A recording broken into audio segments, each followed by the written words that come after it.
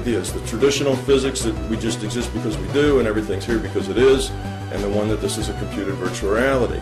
He had this big matrix, and down one side was all the things we knew, all the facts. What did we know by experiment? Okay, that's the data. Those are the data points. And then he took the virtual reality idea and said, how does that fit the data? How does that explain the data? And then he took the traditional physics, how does that fit the data? So he had this big matrix, and when he was done, the last paragraph in his paper said, physicists, wake up. This concept of a virtual reality fits the data a whole lot better than the traditional concept. It explains more with fewer problems. So that's where we are present day.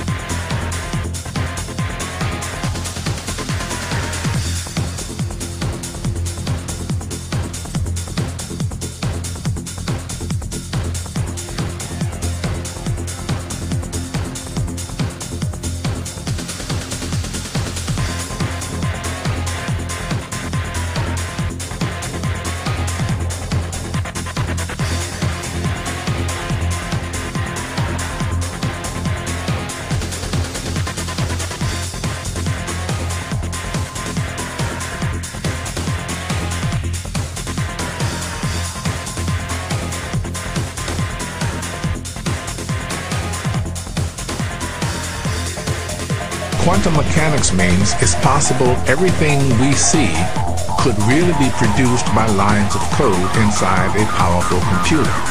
Yeah, well, so I've argued that the universe is effectively a quantum computer. In fact, not even effectively, actually is a quantum computer. Who deserves to trust their intuition more than Einstein? And Einstein's intuition told him, like everybody's intuition tells them, that things are really there when you're not looking at them. Well, he was wrong, right? You know, that intuition is incorrect.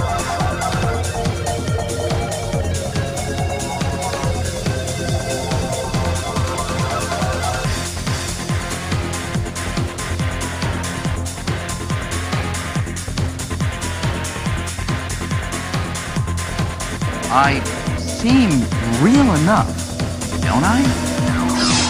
Well, yes. But surprising new clues are emerging that everything, you and I and even space itself, may actually be a kind of hologram. Everything we see and experience, everything we call our familiar three-dimensional reality, may be a projection of information that's stored on a thin, distant, two-dimensional surface. Sort of the way the information for this hologram is stored on this thin piece of plastic. What if the horizon of de Sitter space is similar to the horizon of a black hole? And mathematically it is. Mathematically it's almost identical. Then that must mean that everything that's on the inside of the universe must be describable as a hologram or a kind of film on the surface way out there at the horizon of de Sitter space.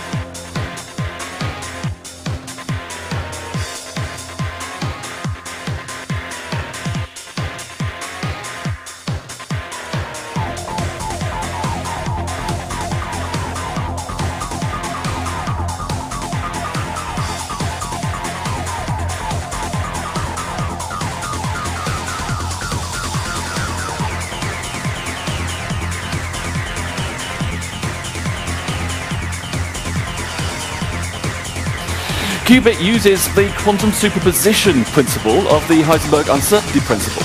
Those that have heard stories about cats in boxes will be moderately aware of this. Basically, the quantum superposition says we'll have a variable, and instead of the variable having a value inside it, this variable will have lots of values inside it at the same time.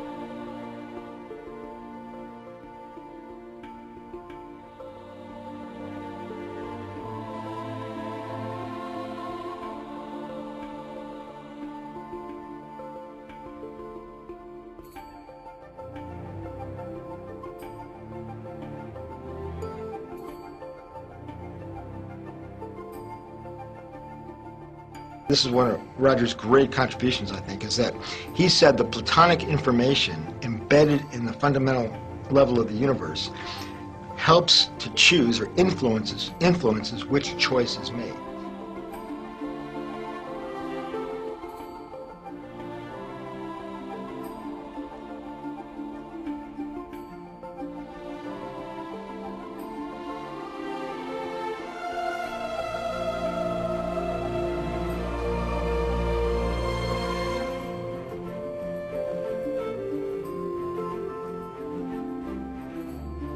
Step number 2 is, where does it come from? And most of us here, we believe that brains produce consciousness. All right.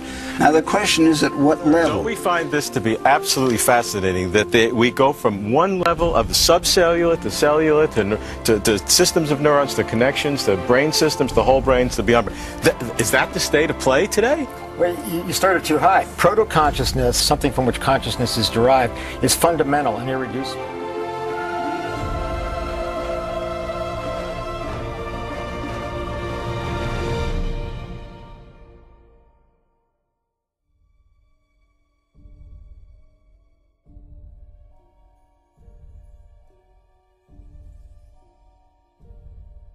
Then if you want to build a conscious system, or you want to ask whether any system is conscious, well, that system should have a huge repertoire of possible states. So whenever any one of those states occurs, it rules out tons of other, and therefore is very informative. And number 2, those states must be part of the repertoire of a single entity.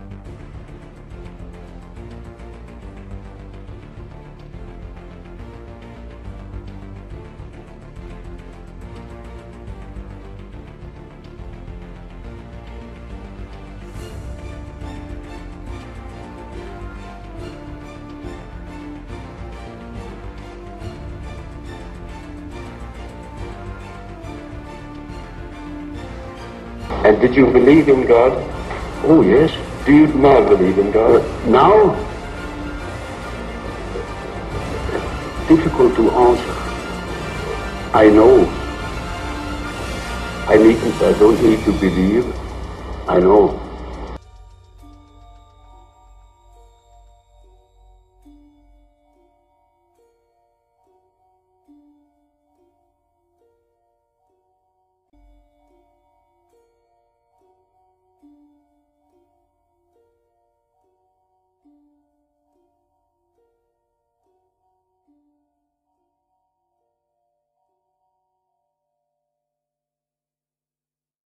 Checkmate.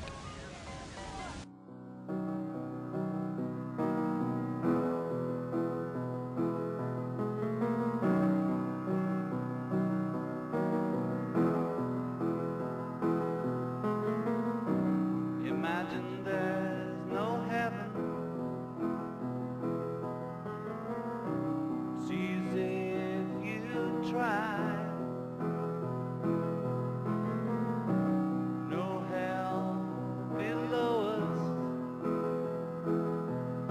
But my students at Yale, as students in colleges across the country have no concept of what the Bible is or what's in it, think of it as a toxic book, know nothing about Christianity, less about Judaism.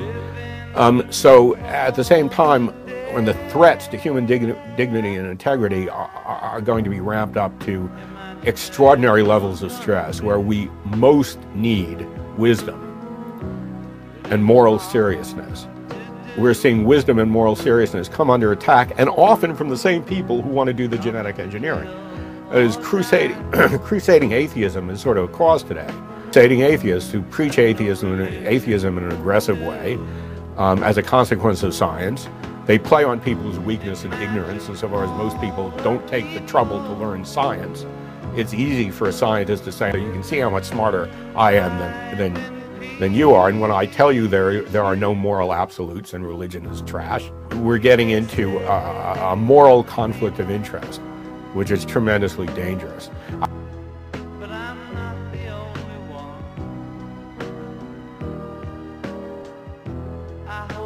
You know, I know what you're doing right now, and I don't like it. The fact is that morality is not objective. It has no existence outside of minds, outside of personal perspectives. Good is a point of view, Anakin.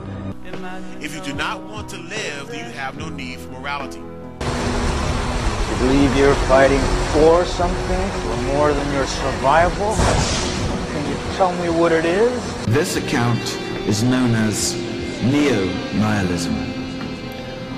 Objective morality is an illusion, and like religion, is a means to control others.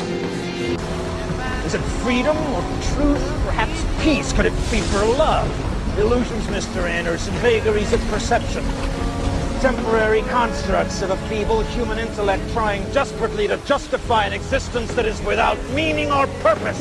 There is no ultimate foundation for ethics, no ultimate meaning in life, and no free will for humans either. What an unintelligible idea. This party's over.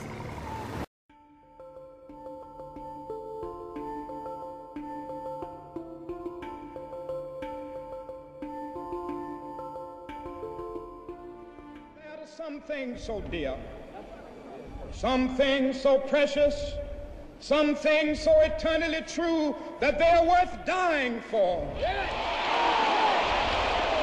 And I submit to you that if a man has not discovered something that he will die for, he isn't fit to live.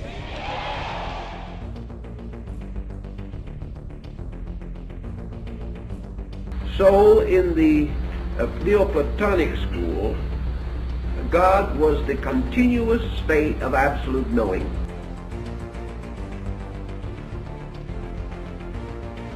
This is one of Roger's great contributions, I think, is that he said the Platonic information embedded in the fundamental level of the universe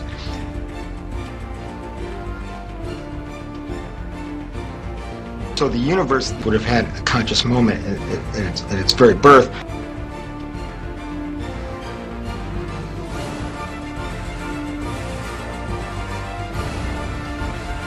It's at the very end of time. It's the ultimate future. Let's call it an omega point. The laws of physics be for us. Who can be against us?